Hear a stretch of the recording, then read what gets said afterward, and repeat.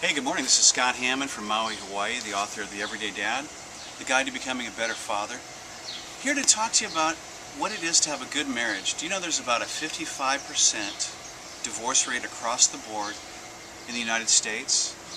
And what do those marriages, those 45% know that the 55 didn't? And that's a great question, and I want to answer that. Part of it is the 5 languages of love.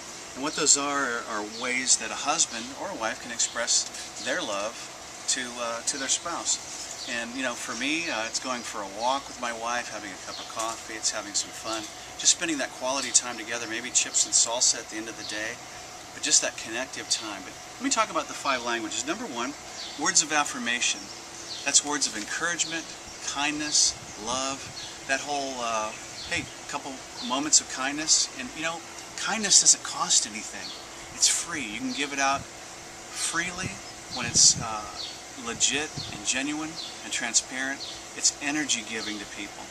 Number 2 is quality time. Some people really like just some time with you, just to be with you and to be in your presence. It doesn't really matter what you're doing. We go to Costco and have a hot dog for our date, so it doesn't really matter where we go. The fact is that we go together and have fun. We don't have to, but we get to. Number 3 is receiving gifts. Some people really like to have a gift. Hey, buy your husband this really great book. It's really nice. Just thought I'd throw that in. But just give them something. Some people really like tangible gifts that they can hold and cherish. And those really mean something. Not so much the gift, but the fact that you thought about it, you took the time, you went out and thought about them and made it about them. Number 4, acts of service. Some people really like just to be served. Hey, could you get me a coffee? Could you get me a meal? Could you help me with this? Could you clean the garage? Those are basic acts of service that express love. And number 5, physical touch.